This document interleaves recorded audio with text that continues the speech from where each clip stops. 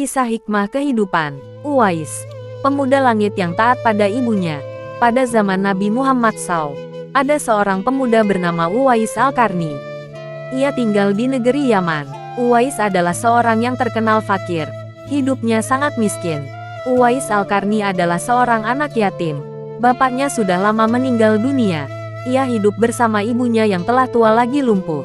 Bahkan, mata ibunya telah buta. Kecuali ibunya, Uwais tidak lagi mempunyai sanak famili sama sekali. Dalam kehidupannya sehari-hari, Uwais Al-Qarni bekerja mencari nafkah dengan menggembalakan domba-domba orang pada waktu siang hari. Upah yang diterimanya cukup buat nafkahnya dengan ibunya.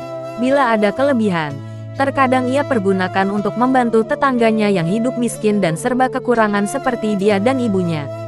Demikianlah pekerjaan Uwais Al-Qarni setiap hari. Uwais Al-Qarni terkenal sebagai seorang anak yang taat kepada ibunya dan juga taat beribadah. Uwais Al-Qarni seringkali melakukan puasa. Bila malam tiba, dia selalu berdoa, memohon petunjuk kepada Allah. Alangkah sedihnya hati Uwais Al-Qarni setiap melihat tetangganya yang baru datang dari Madinah. Mereka telah bertemu dengan Nabi Muhammad, sedang ia sendiri belum pernah berjumpa dengan Rasulullah. Berita tentang perang Uhud yang menyebabkan Nabi Muhammad mendapat cedera dan giginya patah karena dilempari batu oleh musuh-musuhnya, telah juga didengar oleh Uwais Al-Qarni. Segera Uwais Al-Qarni mengetok giginya dengan batu hingga patah. Hal ini dilakukannya sebagai ungkapan rasa cintanya kepada Nabi Muhammad SAW. Sekalipun ia belum pernah bertemu dengan beliau, hari demi hari berlalu, dan kerinduan Uwais Al-Qarni untuk menemui Nabi SAW semakin dalam. Hatinya selalu bertanya-tanya, kapankah ia dapat bertemu Nabi Muhammad SAW dan memandang wajah beliau dari dekat. Ia rindu mendengar suara Nabi SAW, kerinduan karena iman. Tapi bukankah ia mempunyai seorang ibu yang telah tua renta dan buta, lagi pula lumpuh? Bagaimana mungkin ia tega meninggalkannya dalam keadaan yang demikian? Hatinya selalu gelisah.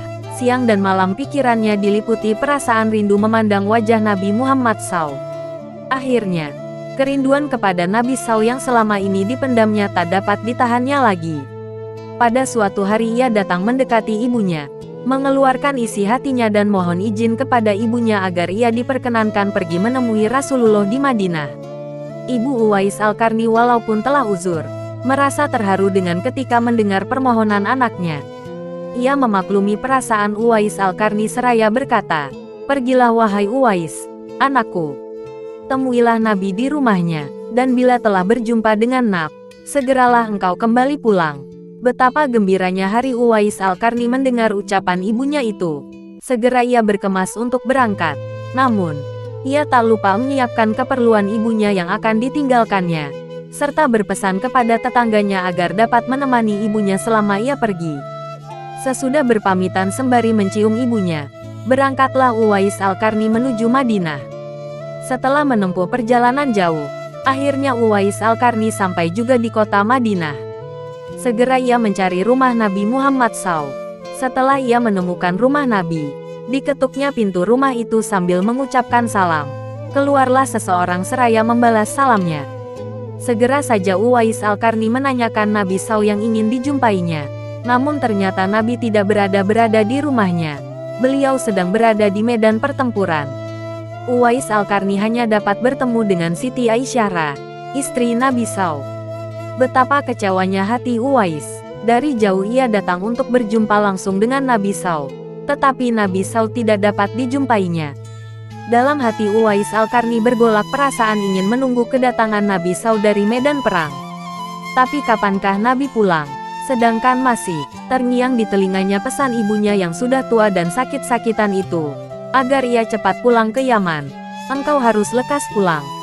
Akhirnya, karena ketaatannya kepada ibunya, pesan ibunya mengalahkan suara hati dan kemauannya untuk menunggu dan berjumpa dengan Nabi SAW. Karena hal itu tidak mungkin, Uwais Al-Qarni dengan terpaksa pamit kepada Siti Aisyah untuk segera pulang kembali ke Yaman. Dia hanya menitipkan salamnya untuk Nabi SAW. Setelah itu, Uwais Al-Qarni pun segera berangkat mengayunkan langkahnya dengan perasaan amat haru. Peperangan telah usai dan Nabi SAW pulang menuju Madinah. Sesampainya di rumah, Nabi SAW menanyakan kepada Siti Aisyah tentang orang yang mencarinya. Nabi mengatakan bahwa Uwais Al-Qarni, anak yang taat kepada ibunya, adalah penghuni langit. Mendengar perkataan Nabi SAW, Siti Aisyah dan para sahabat tertegun. Menurut keterangan Siti Aisyah, memang benar ada yang mencari Nabi SAW dan segera pulang kembali ke Yaman. Karena ibunya sudah tua dan sakit-sakitan sehingga ia tidak dapat meninggalkan ibunya terlalu lama. Nabi Muhammad SAW melanjutkan keterangannya tentang Uwais Al-Qarni, penghuni langit itu, kepada para sahabatnya. Kalau kalian ingin berjumpa dengan dia, perhatikanlah ia mempunyai tanda putih di tengah telapak tangannya. Sesudah itu Nabi SAW memandang kepada Ali Ra dan Umar Ra seraya berkata, suatu ketika apabila kalian bertemu dengan dia, mintalah doa dan istighfarnya. Dia adalah penghuni langit, bukan orang bumi. Waktu terus berganti, dan Nabi SAW kemudian wafat. Kekhalifahan Abu Bakar pun telah digantikan pula oleh Umar bin Khattab.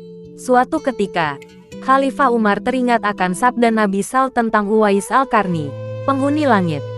Beliau segera mengingatkan kembali sabda Nabi SAW itu kepada sahabat Ali bin Abi Thalib. Sejak saat itu setiap ada kafilah yang datang dari Yaman, Khalifah Umar dan Ali selalu menanyakan tentang Uwais Al-Qarni, si fakir yang tak punya apa-apa itu, yang kerjanya hanya menggembalakan domba dan unta setiap hari. Mengapa Khalifah Umar dan sahabat Nabi, Ali selalu menanyakan dia? Rombongan khalifah dari Yaman menuju Syam silih berganti, membawa barang dagangan mereka. Suatu ketika, Uwais Al-Qarni turut bersama mereka. Rombongan khalifah itu pun tiba di kota Madinah. Melihat ada rombongan khalifah yang baru datang dari Yaman, segera Khalifah Umar dan Ali mendatangi mereka dan menanyakan apakah Uwais Al-Qarni turut bersama mereka.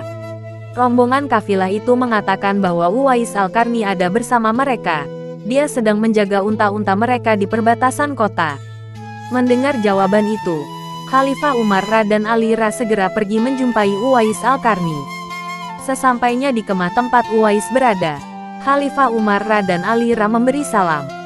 Tapi rupanya Uwais sedang salat. Setelah mengakhiri salatnya dengan salam, Uwais menjawab salam Khalifah Umar dan Ali sambil mendekati kedua sahabat Nabi SAW ini dan mengulurkan tangannya untuk bersalaman. Sewaktu berjabatan, Khalifah Umar dengan segera membalikkan tangan Uwais, untuk membuktikan kebenaran tanda putih yang berada di telapak tangan Uwais, seperti yang pernah dikatakan oleh Nabi SAW.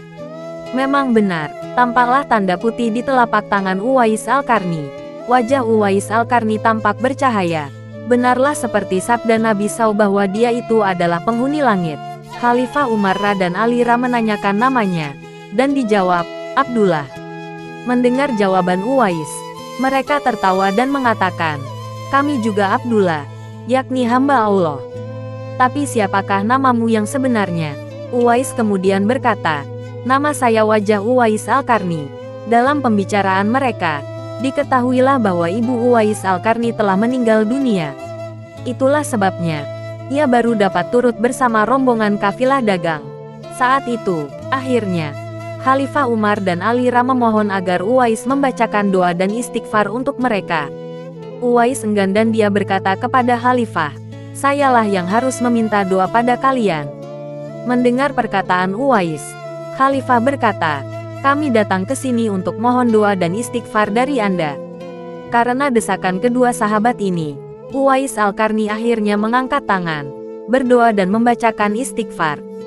Setelah itu Khalifah Umar berjanji untuk menyumbangkan uang negara dari Baitul Mal kepada Uwais untuk jaminan hidupnya. Segera saja Uwais menampik dengan berkata, hamba mohon supaya hari ini saja hamba diketahui orang. Untuk hari-hari selanjutnya, biarlah hamba yang fakir ini tidak diketahui orang lagi. Beberapa tahun kemudian, Uwais Al-Qarni berpulang ke Rahmatullah. Anehnya, pada saat dia akan dimandikan, tiba-tiba sudah banyak orang yang berebutan untuk memandikannya. Dan ketika dibawa ke tempat pembaringan untuk dikafani, di sana pun sudah ada orang-orang yang menunggu untuk mengkafaninya. Demikian pula ketika orang pergi hendak menggali kuburannya, di sana ternyata sudah ada orang-orang yang menggali kuburnya hingga selesai.